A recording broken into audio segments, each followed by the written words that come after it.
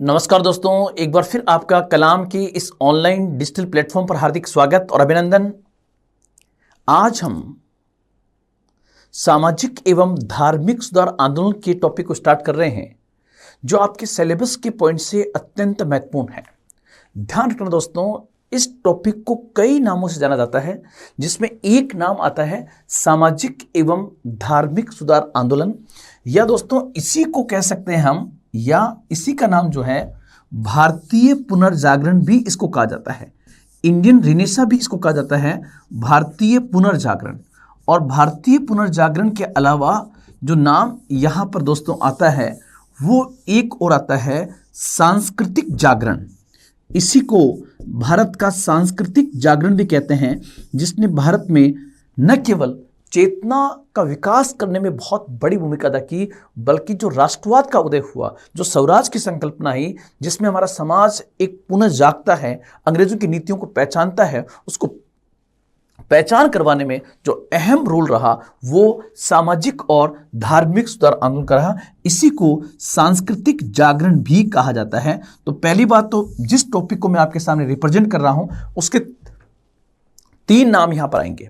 सबसे पहले नंबर 1 सामाजिक एवं धार्मिक सुधार आंदोलन, या इसी को हम कहते हैं भारतीय पुनर्जागरण, या इसी को हम कहते हैं सांस्कृतिक जागरण। ये तीन नामों से इसको जाना जाएगा। उसके बाद दोस्तों आप लोग ध्यान रखना, सामाजिक एवं धार्मिक सुधार आंदोलन जो है ये बेसिकली 2 सदी का माना जाता है, 19वीं एवं 20वीं सदी। 19वीं एवं 20वीं सदी का सामाजिक एवं धार्मिक सुधार आंदोलन। यहां पर फिर एक पॉइंट को आप गौर करना, और 19वीं सदी का जो सामाजिक और धार्मिक सुधार आंदोलन है उसका फोकस पॉइंट जो है वो कहीं ना कहीं महिलाओं के संबंध में सुधार है। मतलब फोकस में महिला है, महिला संबंधी जितनी भी कुप्रथाएं समाज में थी उसको समाप्त करने का प्रयास 19वीं सदी के सामाजिक एवं धार्मिक सुधार आंदोलन के द्वारा किया गया। जबकि 20वीं सदी जो है उसका फोकस पॉइंट जो है वो कहीं ना कहीं दलित सुधार पर है। मतलब दलितों पर जो अत्याचार होते थे सामाजिक, आर्थिक, सांस्कृतिक, राजनीतिक दृष्टिकोण से, उसमें रिफॉर्म्स करने की बात 20वीं सदी में दिखाई देती है। तो एक एक पॉइंट को हम पढ़ेंगे, और उसमें सबसे पहले में जानना होगा कि जिस पॉइंट को हम देख रहे हैं, सबसे पहले ये पहचानें कि सामाजिक एवं धार्मिक सुधार आंदोलन की जो बात हम कर रहे हैं, उस सामाजिक एवं धार्मिक सुधार आंदोलन में पहले ये देखें कि जो हमारा 19वीं सदी थी, उस 19वीं सदी में बेसिकली ऐसी क्या कमियां थी, ऐसी कौन सी कुप्रथाएं थी जिन कुप्रथाओं के खिलाफ कहीं ना कहीं उस समय के समाज सुधारक पैदा हुए और एक नई चेतना का विकास किया। उसमें दोस्तों आप लोग ध्यान रखना, 19वीं सदी में जो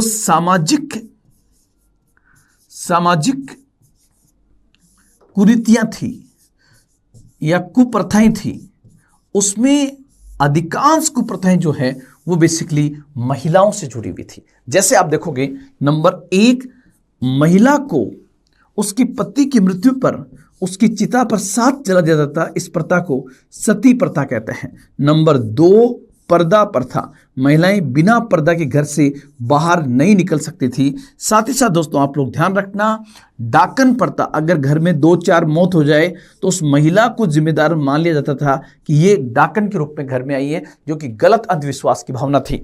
साथ ही साथ दोस्तों आप लोग ध्यान रखना, व्यापक स्तर पर उस जमाने में बाल विवाह होते थे, और जब लड़कियों की शादी बहुत कम उम्र में कर दी जाती थी, और बाय द वे सेना में कहीं और उनके हस्बैंड की जब डेथ हो जाती थी तो वो विधवा हो जाती थी, लेकिन उस विधवा को पुनः शादी करने की अनुमति नहीं थी। तो विधवा पुनर्विवाह ना होना, विडो रिमैरिज नहीं होती थी, और उस पर कई प्रकार के अत्याचार होते थे। तो वो भी हमें यहाँ पर जानने होंगे, विधवा पुनर्विवाह का ना होना। साथ ही साथ दोस्तों आप लोग ध्यान रखना, इसी समय समाज में कई प्रकार के अंधविश्वास और तंत्र मंत्र चलते थे। तो यहां पर हम अंधविश्वास और तंत्र मंत्र, इसके खिलाफ भी बात करेंगे कि क्या था। साथ ही साथ व्यापक स्तर पर अस्पृश्यता, अनटचेबिलिटी भी समाज में थी। तो ये पॉइंट भी आपको यहां पर ध्यान रखना है। सबसे पहले ये बेसिक पॉइंट्स जो है वो आपको ध्यान रखने हैं कि उस समाज के अंदर कौन कौन सी कुप्रथाएं थी। और इस क्रम में एक चीज आप कहोगे कि सर हमारा जो आंदोलन है उस आंदोलन को सामाजिक एवं धार्मिक सुधार आंदोलन के नाम से क्यों जानते हैं? मतलब बात जब सामाजिक कुरीतियों की है तो इसका नाम केवल सामाजिक सुधार आंदोलन होना चाहिए था, सोशल रिफॉर्म्स मूवमेंट होना चाहिए, सामाजिक सुधार होना चाहिए था। तो यहां पर सामाजिक सुधार के साथ साथ ये धार्मिक सुधार शब्द क्यों लगा? आप लोग ध्यान रखना, भारत में समाज और धर्म आपस में जुड़े हुए हैं। समाज और धर्म आपस में जुड़े हुए हैं, अर्थात जितनी भी कुरीतियां हैं वो कहीं ना कहीं धर्म के रास्ते समाज में आई है। और जब तक धर्म में जैसे कहते हैं कि अगर कोई महिला अपने पति की मृत्यु पर उसकी चिता के साथ जलती है तो उसे स्वर्ग की प्राप्ति होगी। तो कौन कह रहा है ये बात? ये धर्म कह रहा है। पर्दा प्रथा की बात कौन कह रहा है? धर्म कह रहा है। इसलिए जब तक रिफॉर्म्स जो है वो बेसिकली धर्म में नहीं होंगे तब तक समाज में सुधार संभव नहीं है। इसलिए इसका नाम क्या हुआ? सामाजिक एवं धार्मिक सुधार। और चूंकि इन सुधारों ने समाज में एक नई चेतना का विकास किया, इसी कारण इसे भारतीय पुनर्जागरण भी कहते हैं। और ध्यान रखना, समाज और धर्म दोनों के मेल से हमारी संस्कृति का निर्माण होता है, इसलिए इसे सांस्कृतिक जागरण के नाम से भी जाना जाता है। अब आप कहोगे सर ऐसा कौन सा व्यक्तित्व था, ऐसा कौन सा समाज सुधारक था जिसने भारत में इस सामाजिक एवं धार्मिक सुधार आंदोलन को गति देने में, इसको उत्पन्न करने में सबसे बड़ी भूमिका अदा की? तो दोस्तों यहां पर आप लोग ध्यान रखना, उसमें सबसे बड़ा जो नाम आएगा वो आएगा राजा राम मोहन राय का। राजा राम मोहन राय। आप कहोगे सर राजा राम मोहन राय के बारे में हमें किन किन बातों को ध्यान रखना है? तो देखिए दोस्तों, सबसे पहले इनका जन्म 1772 के अंदर राधानगर के अंदर हुआ था। आप कहोगे सर ये राधानगर कहां पड़ता है? तो राधानगर बेसिकली बंगाल के हुगली डिस्ट्रिक्ट में है, और हुगली बंगाल में है। तो बंगाल की हुगली में राधानगर में 1772 में इनका जन्म हुआ था। यहां पर आप दोस्तों एक पॉइंट यह भी ध्यान रखना, कुछ बुक्स में 1774 दिया हुआ है, लेकिन जितनी भी ऑथेंटिक बुक्स हैं, मैं यहां पर कहना चाहूंगा कि इनकी डेट को लेकर, जन्म को लेकर दो तिथियां आती है। 1772 भी आता है, 1774 भी आता है, लेकिन तमाम ऑथेंटिक बुक्स में 72 को ज्यादा लिखा गया। तो ये आप लोग यहां पर स्पेशली ध्यान रखेंगे। इनकी डेथ जो है राजा राम मोहन राय की 1833 में हो जाती है, 1833। आप कैसे याद रखोगे? 1772 के बाद 1773 का रेगुलेटिंग एक्ट, मतलब रेगुलेटिंग एक्ट से एक साल पहले, और आपको पता है एक आता है 1833 का चार्टर एक्ट। तो 1833 में इनकी डेथ होती है। और डेथ कहां हुई? तो आप लोग ध्यान रखना, ब्रास्टिल के अंदर इनकी डेथ होती है। आपको सर ब्रास्टिल कहां पर है? ब्रास्टिल बेसिकली ब्रिटेन के अंदर पड़ता है। ब्रास्टिल ब्रिटेन के अंदर है। तो आप कहोगे सर ये ब्रिटेन के अंदर वहां किस लिए गए थे? तो यहां पर दोस्तों आप लोग ध्यान रखना, ब्रिटेन के अंदर ब्रास्टिल है और वहीं पर इनकी समाधि है, मतलब इनकी समाधि हुई है। इसलिए कुछ लोग कहते हैं कि इन्होंने वहां जाकर के ईसाई धर्म को ग्रहण कर लिया था, ऐसा लोग मानते हैं, लेकिन इसमें सत्यता कम है। एक पॉइंट और कि सर ब्रास्टिल गए क्यों थे? तो बेसिकली राजा राम मोहन राय जो है, राम मोहन राय अकबर सेकंड जो उस समय का मुगल बादशाह था, उस अकबर सेकंड जो बेसिकली मुगल बादशाह था, उस मुगल बादशाह की पेंशन को बढ़वाने के लेकर कि उसकी पेंशन में किस प्रकार से बढ़ोतरी की जा सकती है, इसको लेकर ब्रिटेन गए थे और ब्रिटिश सरकार से बातचीत करना उनका मेन मकसद था। तो अकबर सेकंड जो मुगल बादशाह था, उन्होंने ही इनको राजा की उपाधि दी थी, द टाइटल ऑफ राजा। राजा की उपाधि बेसिकली उन्हें अकबर सेकंड के द्वारा दी गई थी। और उसी के पेंशन के मुद्दे पर ये बेसिकली ब्रिटेन गए 1830 के अंदर, और 1833 के अंदर वहां पर ही इनकी डेथ हो जाती है। ये पॉइंट आप लोग ध्यान रखेंगे।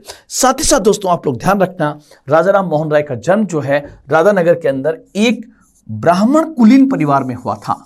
ब्राह्मण कुलीन परिवार में इनका जन्म हुआ था। परिवार काफी संपन्न था, परिवार में किसी प्रकार की कोई कमी नहीं थी, लेकिन राजा राम मोहन राय को राजा की उपाधि अकबर सेकंड के द्वारा दी गई थी और 1833 में इनकी डेथ वहां पर हो जाती है। और सबसे इंपॉर्टेंट चीज और ध्यान रखना, राजा राम मोहन राय जिन्हें हम भारतीय पुनर्जागरण का जनक कहते हैं, ध्यान रखना एक अलग सा पॉइंट है और वेरी वेरी इंपॉर्टेंट है। और वो क्या होगा, ये बेसिकली ब्रिटिश शासन के समर्थक थे। यहां पर ये पॉइंट ध्यान रखना, ब्रिटिश शासन के समर्थक थे। ये कुछ पॉइंट्स मैंने आपको ऐसे बताए हैं जो बेसिकली आप जानते नहीं होंगे। जैसे जितने भी सुधारक हुए वो अधिकांश लोग ब्रिटिश शासन के विरोधी थे, लेकिन राजा राम मोहन राय जिन्हें भारतीय पुनर्जागरण का जनक कहा जाता है, वो कुछ पॉइंट ऑफ व्यू से ब्रिटिश शासन के समर्थक थे। इवन स्थायी बंदोबस्त का भी समर्थन किया, जिन्होंने स्थायी बंदोबस्त के माध्यम से, आपको पता है कि अंग्रेजों ने किसानों का व्यापक स्तर पर शोषण किया था। अब हम स्टार्ट करते हैं आपके एग्जाम के पॉइंट से, और मैंने यहां पर लिखा सबसे पहले राजा राम मोहन राय। राजा राम मोहन राय, सबसे पहले हम बात करें कि आपके एग्जाम से अगर एकदम सरल प्रश्न बनते हैं तो सरल प्रश्न कौन कौन से बन सकते हैं उसको हम सबसे पहले देखने का प्रयास करते हैं। सरल प्रश्नों की इस कड़ी में सबसे पहले आप देखिए, राजा राम मोहन राय में सबसे पहला पॉइंट जो है नंबर 1, आधुनिक भारत का पहला नेता किसे कहते हैं? आधुनिक भारत का पहला नेता, द फर्स्ट पर्सन ऑफ या first leader of modern India. आधुनिक भारत का पहला नेता जो है वो बेसिकली राजा राम मोहन राय को कहा जाता है। दूसरा पॉइंट आपसे पूछे कि भारतीय पुनर्जागरण का जनक किसे कहते हैं? भारतीय पुनर्जागरण मतलब सामाजिक एवं धार्मिक स्वर आंदोलन का जनक किस व्यक्ति को कहते हैं? तो भारतीय पुनर्जागरण का जनक भी राजा राम मोहन राय को कहा जाता है। तीसरा, वह कौन सा व्यक्ति है जिसे भूत एवं भविष्य के मध्य का सेतु भी कहा जाता है? भूत एवं भविष्य के मध्य का सेतु भी कहा जाता है। आप कहोगे सर इसका मतलब क्या है? इसका मतलब है कि वो कौन सा ऐसा व्यक्ति था जिसने भारतीय संस्कृति और पाश्चात्य संस्कृति को जोड़ने का काम किया। तो यहां पर आपका उत्तर होगा भूत एवं भविष्य के, the bridge between the past and the future. Past का मतलब भारतीय संस्कृति से, भारतीय शिक्षा से, भारतीय शिक्षा प्रणाली से, जबकि भविष्य का मतलब पाश्चात्य संस्कृति से। भूत और भविष्य को जोड़ने वाला व्यक्ति तो कौन था? तो आपका उत्तर होगा राजा राम मोहन राय। साथ ही साथ दोस्तों आप लोग ध्यान रखना, राजा राम मोहन राय को भारतीय पत्रकारिता का अग्रदूत कहा जाता है। भारतीय पत्रकारिता का अग्रदूत कहा जाता है। The pioneer of Indian journalism के नाम से भी इनको जाना जाता है। तो ये बिंदु भी आपको बहुत अच्छे से यहां पर ध्यान रखना है। भारतीय पत्रकारिता का अग्रदूत भी इनको कहा जाता है। सबसे बड़ी बात, एक पॉइंट और ध्यान रखेंगे कि वह कौन सा व्यक्ति था जिसने सामाजिक सुधारों का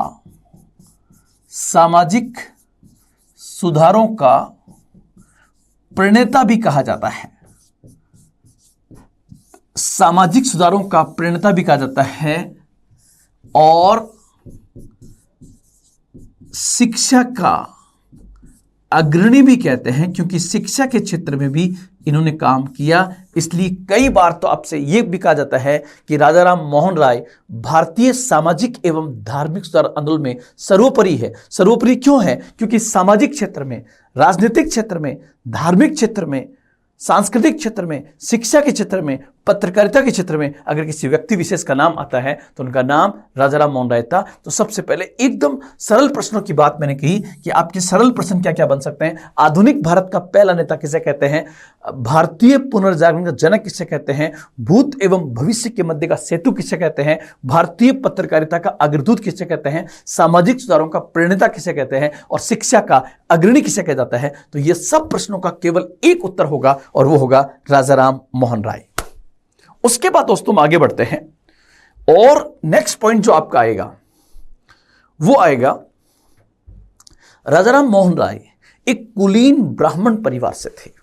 परिवार संपन्न था और उस जमाने में, चूंकि 19वीं सदी के अंदर 18वीं सदी में उनका जन्म हुआ है, लेकिन 19वीं सदी में आते आते वो अपने ही पारिवारिक संस्कारों का विरोध करते हैं, वो अपने धार्मिक रीति रिवाजों का विरोध करते हैं, वो अपने समाज में फैले अंधविश्वास और कुरीतियों का विरोध करते हैं। उस जमाने में विरोध करना ही अपने आप में एक बहुत बड़ी बात थी।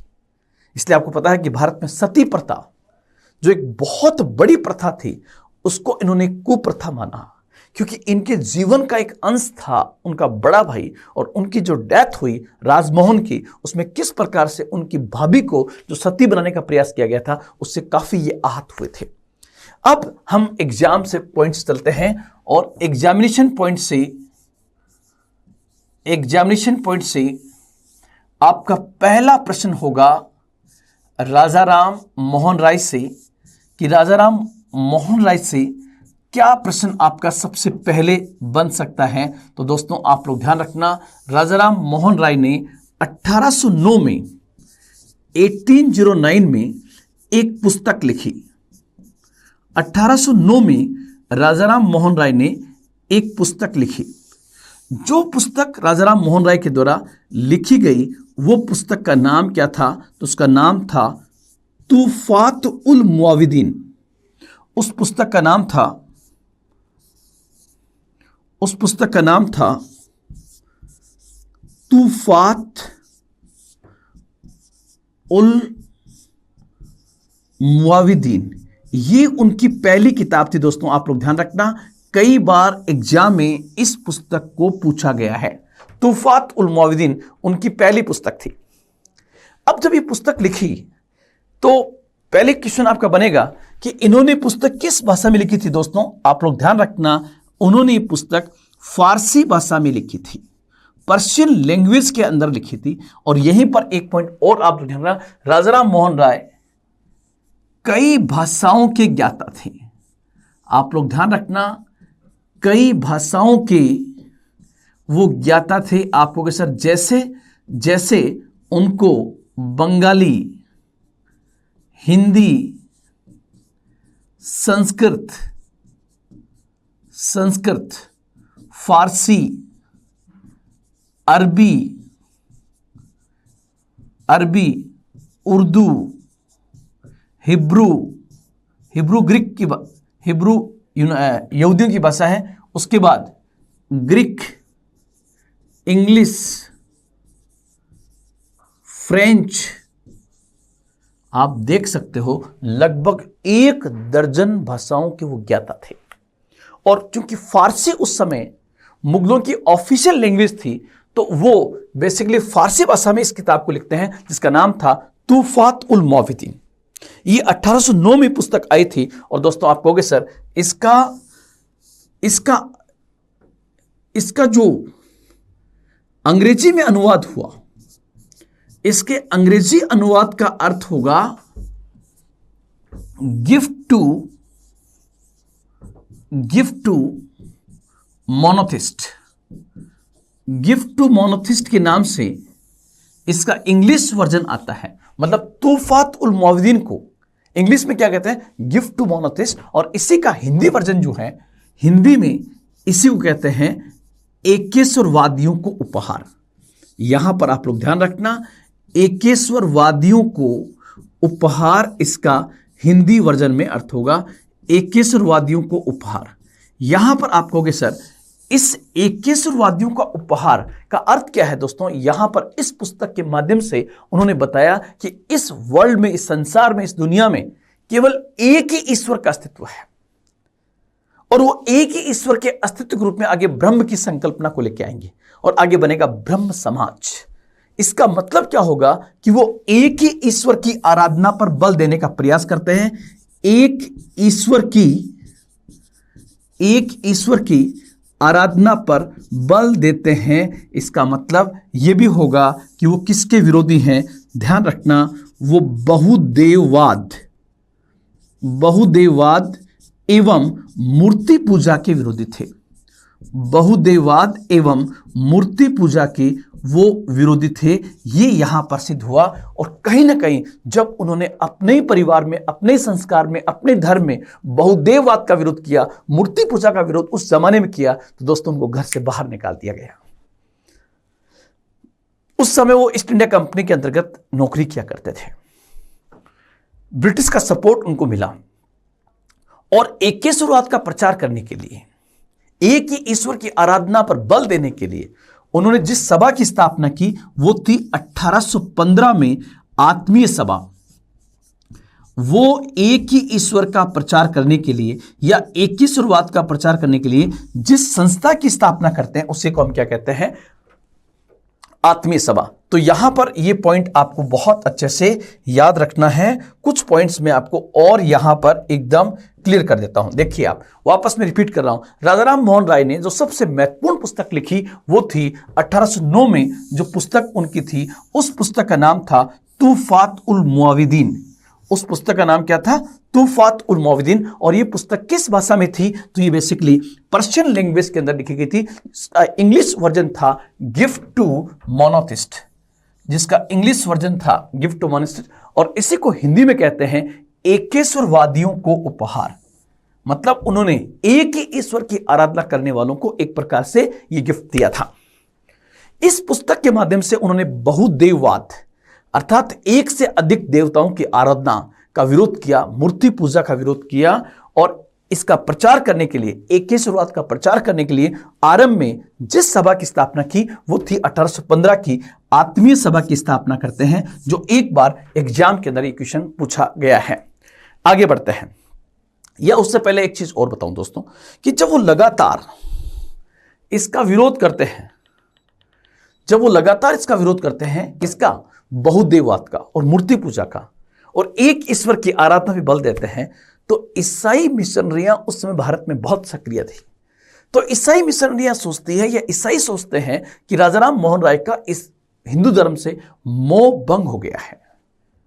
मतलब वो ईसाई धर्म को पसंद करने लगे हैं या मुस्लिम धर्म को पसंद करने लगे हैं। लेकिन दोस्तों ध्यान रखना, राजाराम मोहन राय को कोई ऐसे ही भारतीय पुनर्जागरण का जनक नहीं कहते हैं, क्योंकि राजाराम मोहन राय वो व्यक्तित्व था जिन्होंने ईसाई धर्म से और इस्लाम से एक ईश्वर की आराधना की संकल्पना को लिया, सूफिज्म से और भक्ति आंदोलन से रहस्यवाद की अवधारणा को लिया था, पाश्चात्य संस्कृति से, वेस्टर्न फिलॉसफी से, वेस्टर्न कल्चर से उन्होंने लिबरलिज्म को लिया, उदारवाद को लिया था, और सबको मिक्स करके वो अपनी थ्योरी प्रेजेंट करते हैं, और उसके माध्यम से वो एक ही ईश्वर की आराधना भी बल देते हैं। लेकिन ईसाई मिशनरियां सोचती है कि इनका हिंदू धर्म से मोह भंग हो गया है, ये अपने धर्म को छोड़ना चाहते हैं। इस बात को झुटलाने के लिए कि मुझे अपने धर्म से उतनी मोहब्बत है जितनी कि आपको, सिर्फ मैं विरोध इसलिए कर रहा हूं कि मेरे धर्म में सुधार किया जा सके। और इस क्रम में दोस्तों राजाराम मोहन राय फिर एक पुस्तक लिखते हैं, और राजाराम मोहन राय ने राजाराम मोहन राय के द्वारा 1820 में, राजाराम मोहन राय के द्वारा 1820 में एक पुस्तक लिखी गई दोस्तों। और जो 1820 में इन्होंने पुस्तक लिखी, उस पुस्तक का नाम था परसेप्ट्स ऑफ जीसस के नाम से वो एक किताब यहां पर लिख देते हैं। परसेप्ट्स ऑफ जीसस के नाम से किताब लिखते हैं, और परसेप्ट्स ऑफ जीसस के माध्यम से उन्होंने किस धर्म में फैली हुई बुराइयों की ओर संकेत किया। तो ध्यान रखना, इस पुस्तक के माध्यम से वो बेसिकली ईसाई धर्म की कमियों को उजागर करते हैं। मतलब उनका कहना था कि कमी केवल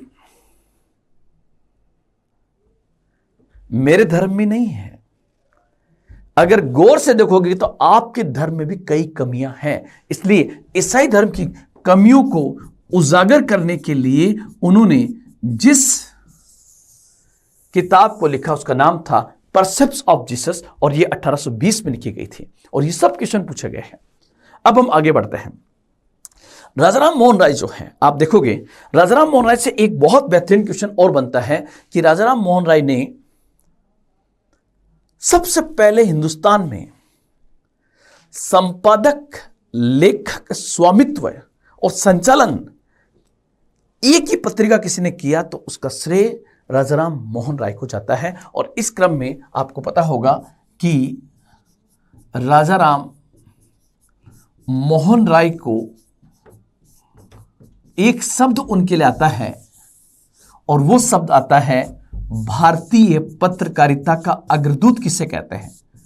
भारतीय पत्रकारिता का अग्रदूत किसे कहते हैं? तो फिर आपका उत्तर जो यहां पर होगा the Pioneer of Indian journalism. भारतीय पत्रकारिता का अग्रदूत जो है वो बेसिकली राजाराम मोहन राय को कहा जाता है। और उन्होंने 2 पत्रिकाएं लिखी जिसमें से एक नाम आता है संवाद कौमुदी, एक का नाम था संवाद कौमुदी। और ये किस भाषा में थी दोस्तों? तो आप लोग ध्यान रखना, ये बंगाली भाषा में थी, बंगाली भाषा में। और दूसरा नाम आता है मिरातुल अखबार का। जो सेकंड नाम आता है वो था मिरातुल अखबार। और मिरातुल अखबार, अखबार शब्द ही आप लोग ध्यान रखना, ये पर्शियन वर्ड है, तो ये बेसिकली फारसी भाषा में आता था।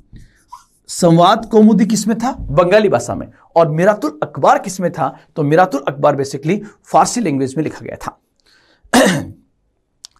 एक बहुत अच्छा क्वेश्चन और पूछा जाता है कि 1823 के अंदर एक एक्ट आया था जिसको हम कहते हैं 1823 का प्रेस एक्ट या प्रेस रेगुलेशन एक्ट, जिसके द्वारा प्रेस को कंट्रोल किया गया था।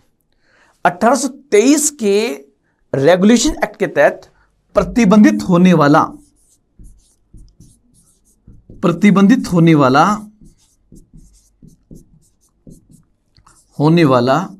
पहला समाचार पत्र कौन सा था? फर्स्ट न्यूज़पेपर कौन सा था? तो दोस्तों आप लोग ध्यान रखना, जो पहला समाचार पत्र था वो बेसिकली मिरातुल अखबार था। 1823 का प्रेस रेगुलेशन एक्ट आता है जिसके द्वारा समाचार पत्रों को कंट्रोल करने का प्रयास किया जाता है। और उसके तहत प्रतिबंधित होने वाला जो पहला न्यूज़पेपर था उसका नाम मिरातुल अखबार था। इसलिए आप लोग ध्यान रखना, भारत में पत्रिकाओं का संपादन, संचालन, स्वामित्व करने वाला पहला व्यक्ति जो है वो बेसिकली भारतीय, अगर बात करें तो भारतीय पत्रकारिता का अग्रदूत, the Pioneer of Indian journalism जो है वो बेसिकली राजाराम मोहन राय को माना जाता है। और इन्होंने अपनी इन्हीं पत्र पत्रिकाओं के माध्यम से समाज में फैली हुई बुराइयों को उजागर करने में बहुत बड़ी भूमिका इनके द्वारा अदा की गई थी। तो ये बिंदु भी आप लोग यहां पर बहुत अच्छे से याद रखेंगे। मैं एक घूंट पानी पी लेता हूं, फिर हम आगे बढ़ते हैं।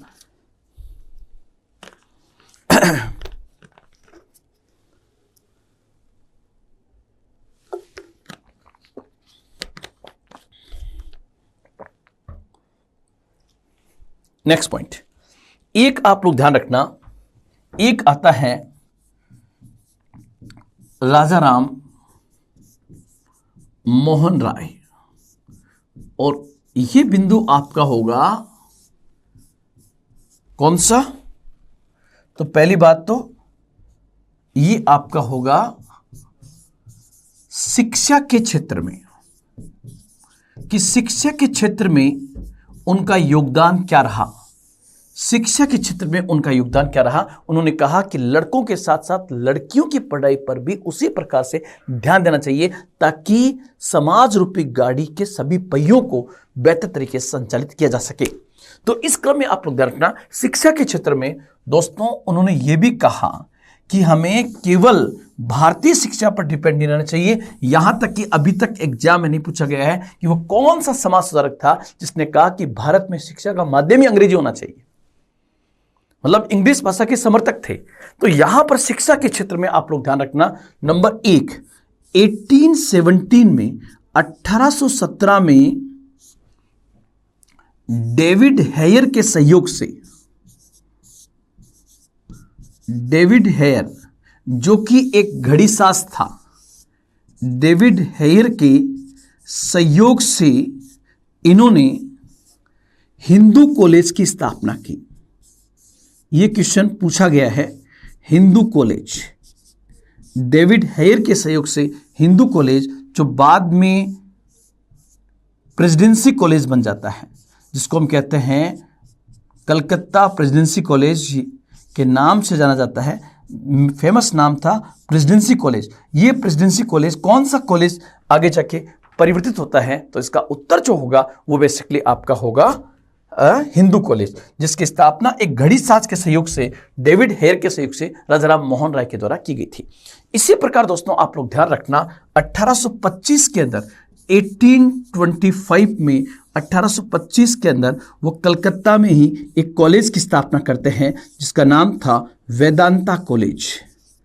और इन कॉलेजों के माध्यम से, इन पत्रिकाओं के माध्यम से उन्होंने समाज में फैली हुई बुराइयों को रोकने के अंदर बहुत बड़ी भूमिका उनके द्वारा अदा की गई थी। इसलिए भारतीय पुनर्जागरण का जनक जो है वो बेसिकली राजा राम मोहन राय को कहा जाता है।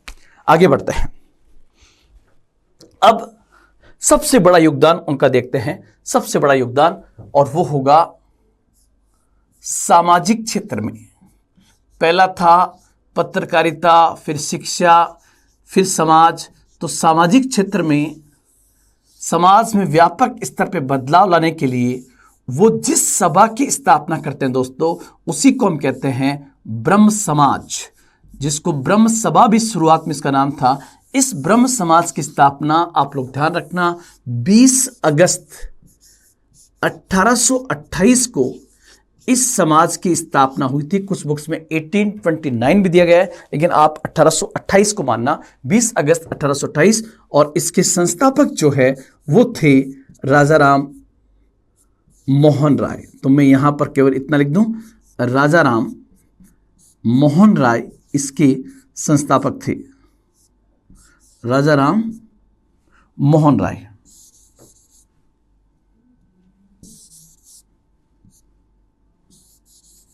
संस्थापक में नाम आएगा राजा राम का, राजा राम मोहन राय, राजा राम मोहन राय।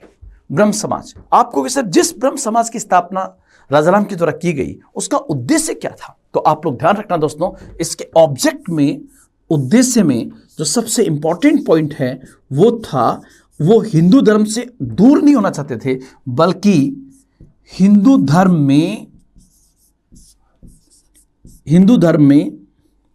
सॉरी यहां धर्म आएगा, हिंदू धर्म में सुधार कर,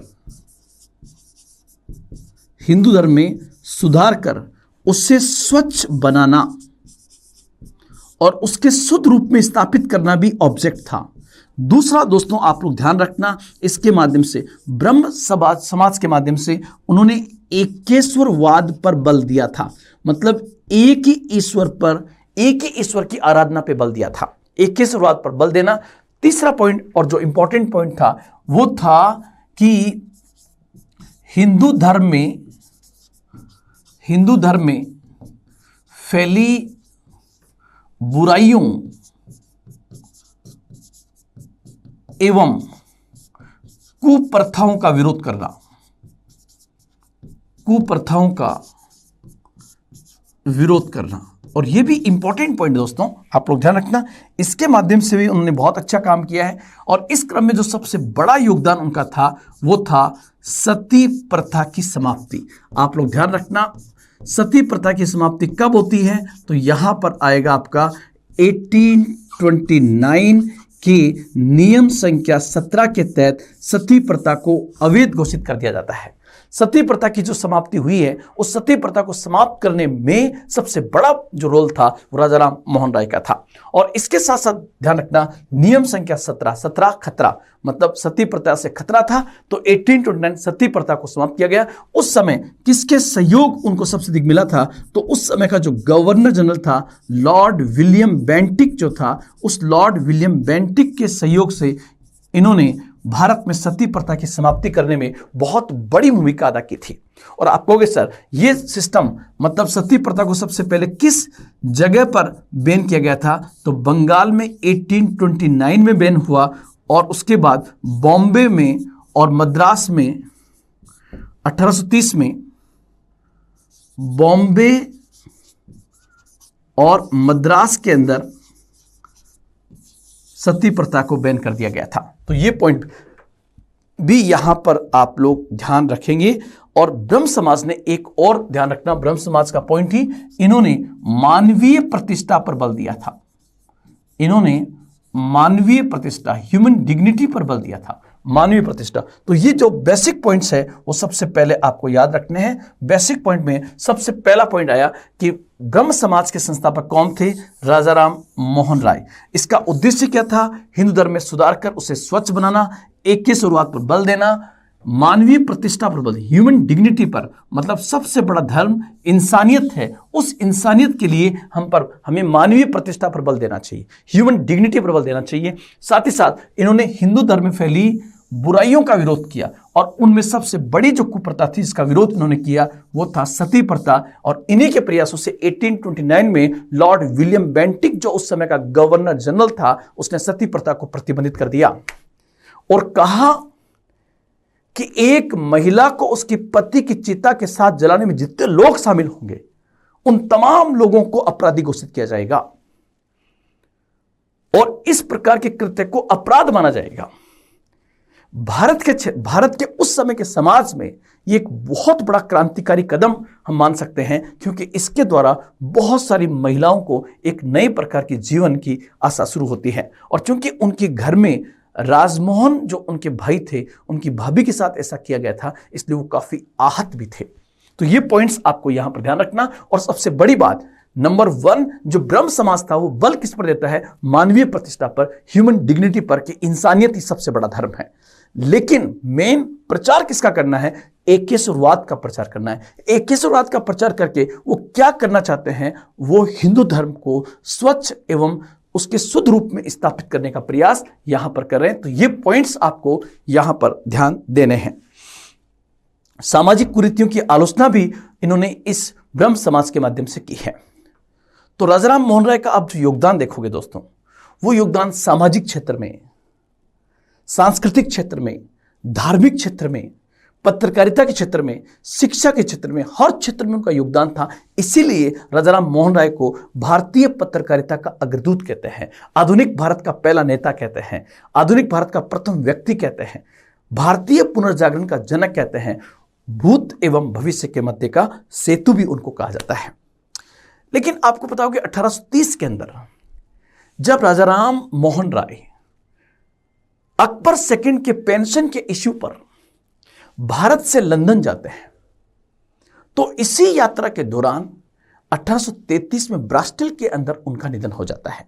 तो फिर आपका एक प्रश्न बनेगा कि सर राजाराम के बाद जो है राजाराम मोहन राय के बाद क्या हुआ? किसका? उत्तर होगा ब्रह्म समाज का। राजाराम मोहन राय के बाद ब्रह्म समाज। और यहां पर दोस्तों आप लोग ध्यान रखना इसके बाद के घटनाक्रम को। सबसे पहले तो बताना चाहूंगा कि इसको संभालने में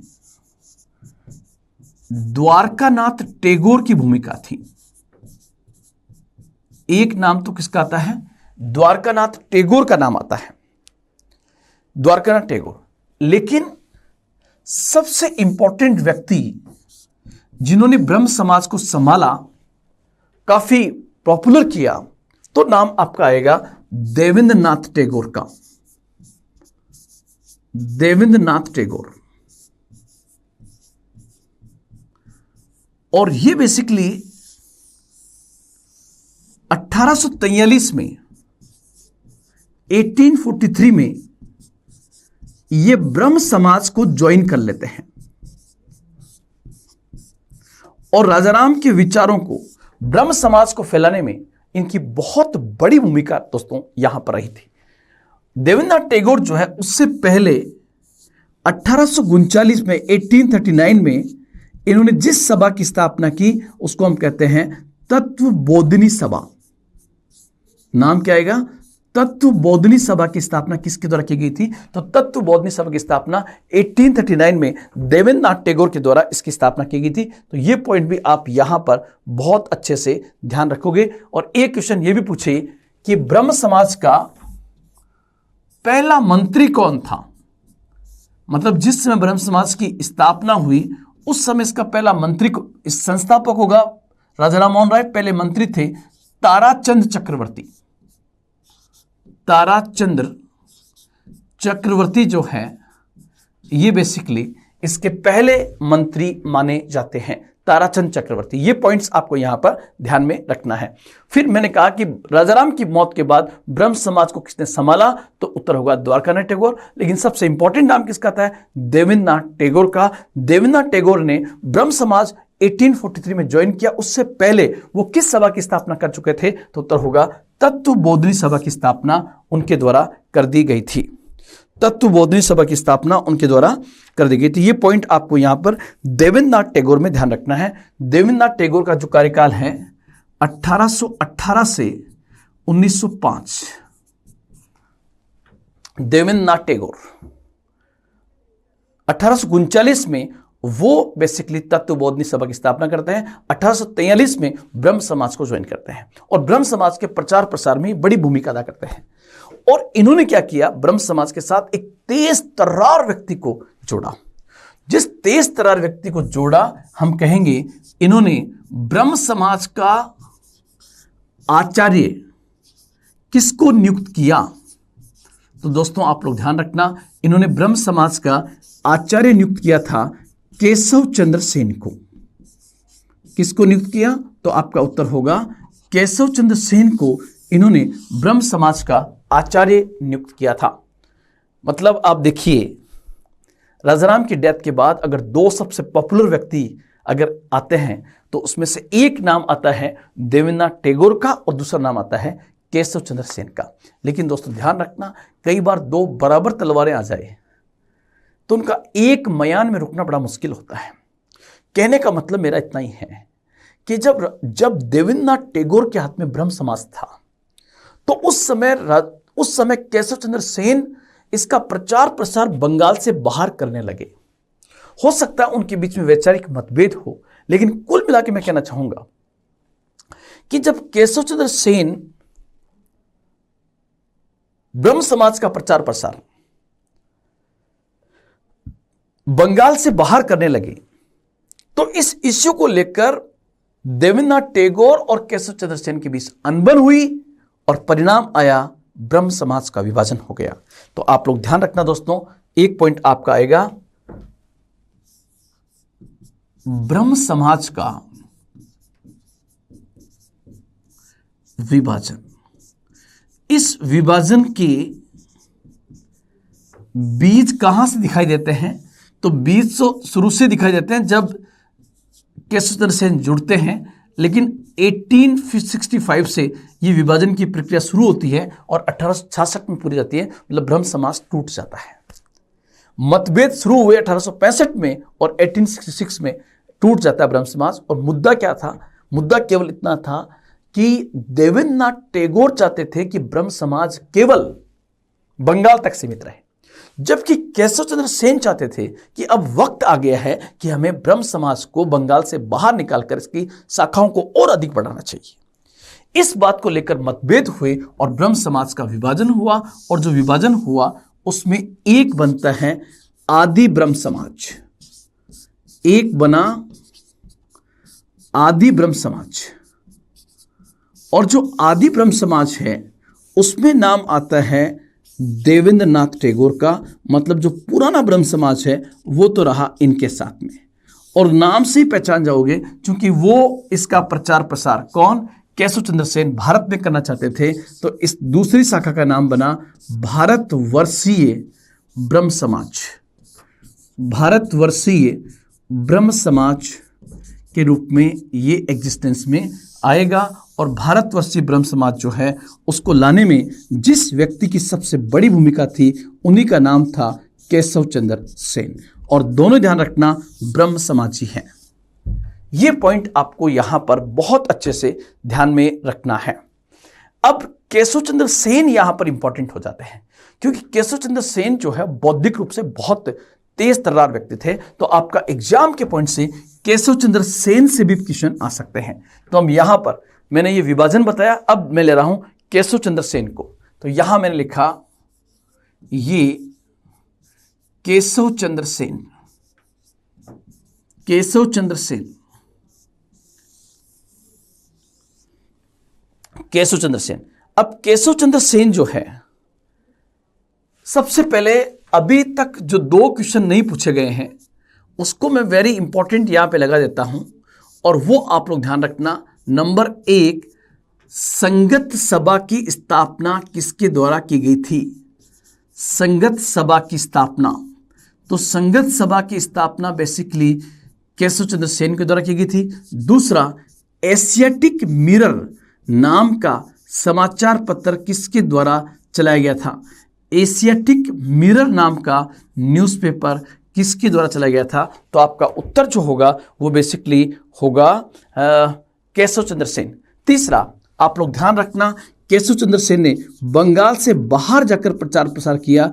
तो केशव चंद्र सेन के प्रयासों से, केशव चंद्र सेन के प्रयासों से ब्रह्म समाज जो है, ब्रह्म समाज का प्रचार और प्रसार हुआ, और उसी का नतीजा था क्या कि एक शाखा बनती है। कहां पर? तो एक बनती है बॉम्बे में। केशव चंद्र सेन के प्रयासों से बॉम्बे में जिस समाज की स्थापना हुई दोस्तों, उसी को हम कहते हैं प्रार्थना समाज। प्रार्थना समाज किससे प्रेरणा लेके हुई? प्रार्थना समाज की स्थापना बेसिकली आप लोग ध्यान रखना 1867 के अंदर बॉम्बे में होती है। और इस समाज के अंदर जो सबसे इंपॉर्टेंट नाम आते हैं दोस्तों, वो आता है number 1, doctor Atmaram Pandurang. Doctor Atmaram Pandurang, एक तो नाम ये आप लोग ध्यान रखना। एक रामचंद्र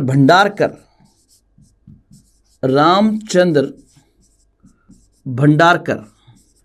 लेकिन सबसे इंपॉर्टेंट नाम जो होगा प्रार्थना समाज में, वो आता है महादेव गोविंद रानाडे, जिन्हें आपको पता होगा महाराष्ट्र का सुकरात कहते हैं। महादेव गोविंद रानाडे, मतलब आप कहोगे कि सर राजाराम के अनुयायियों में नाम आता है केशव चंद्र सेन का। केशव चंद्र सेन जो है उसका प्रचार प्रसार बंगाल से बाहर निकल के करते हैं। और कहाँ करते हैं? बॉम्बे और मद्रास में करते हैं। बॉम्बे में उनके प्रयासों से किस सभा की स्थापना हुई? तो वहां पर प्रार्थना समाज की स्थापना होती है केशव चंद्र सेन के प्रयासों से। यह स्थापना कब होती है?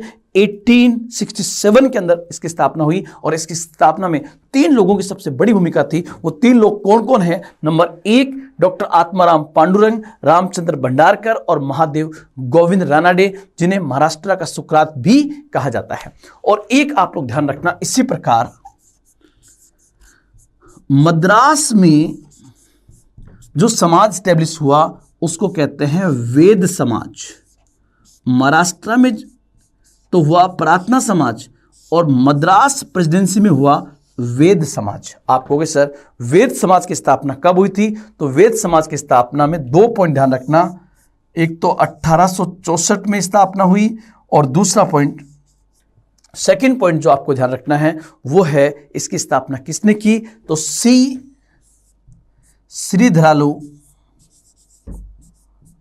नायडू के द्वारा वेद समाज की स्थापना मद्रास के अंदर की गई थी। ये पॉइंट आप लोग यहां पर ध्यान रखेंगे। उसके बाद दोस्तों आप लोग ध्यान रखना, केशव चंद्र सेन ने समाज के मुद्दों पर बड़ा बढ़ चढ़ के हिस्सा लिया, और उन्होंने कहा कि आज हमारे समाज की सबसे बड़ी कमजोरी जो है वो है महिलाओं का कमजोर होना। और महिलाओं की कमजोरी के पीछे का कारण है कि उनका बहुत कम एज में शादी हो जाना, बाल विवाह होना। इसलिए उन्होंने क्या किया?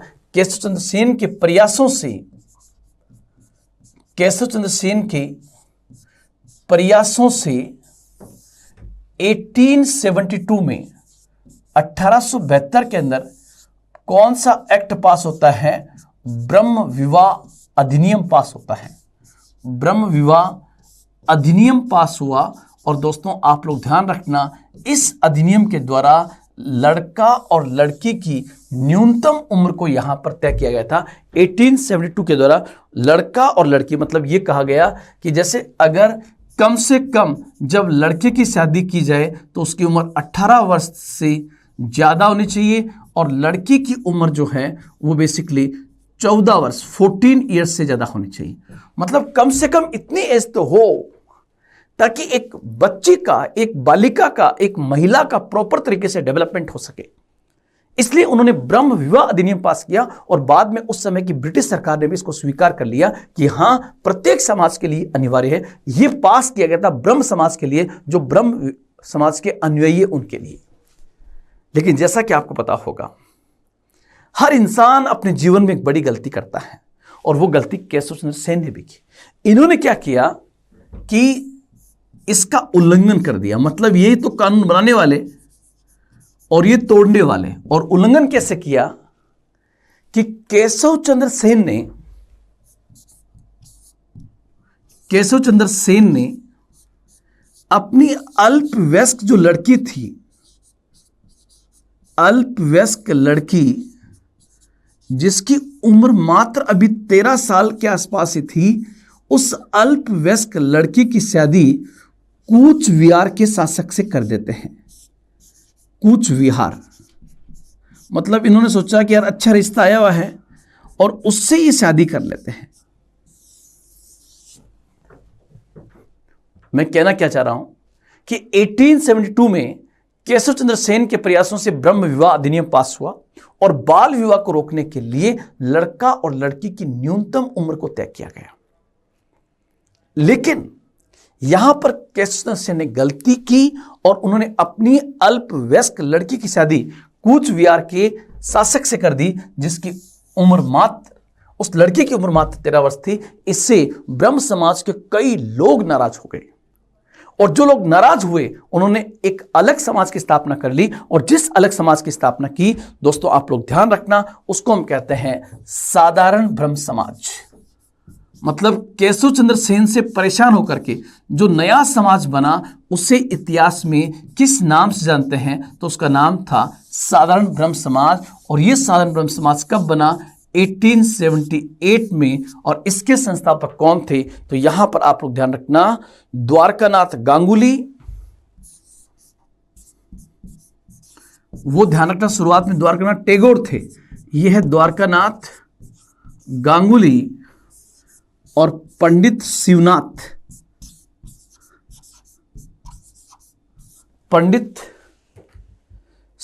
शास्त्री। इनके द्वारा साधारण ब्रह्म समाज की स्थापना 1878 में की गई थी। इसलिए आप देखोगे कि वक्त के साथ ब्रह्म समाज जो है वो कई शाखाओं में आगे बढ़ता गया और बनता गया, जिसमें आप देखते हो सबसे पहले ब्रह्म समाज 1828, उसके बाद 1865 में आदि ब्रह्म 1866 में आदि ब्रह्म समाज और आपका ब्रह्म समाज ऑफ इंडिया। फिर उसका भी विभाजन होता है ब्रह्म समाज ऑफ इंडिया का और नया बनता है साधारण ब्रह्म समाज, जिसमें नाम आता है द्वारकानाथ गांगुली का और पंडित शिवनाथ शास्त्री का। तो दोस्तों मैंने आज की इस क्लास के माध्यम से आपको बताया कि किस प्रकार राजा राम मोहन राय ने अपने ज्वलंत विचारों से, अपने सामाजिक सुधारों के माध्यम से समाज को एक नई दिशा देने का काम उनके द्वारा किया गया था। उन्हें भारतीय पत्रकारिता का अग्रदूत भी कहते हैं, उन्हें आधुनिक भारत का पहला नेता भी कहते हैं। तो दोस्तों इसी कड़ी में कलाम संस्थान लगातार आपके पास प्रयास करेगा कि बेहतरीन से बेहतरीन क्लासेस आपके सामने प्रस्तुत की जाए। आज इतना ही, फिर मिलेंगे। जय हिंद, जय भारत।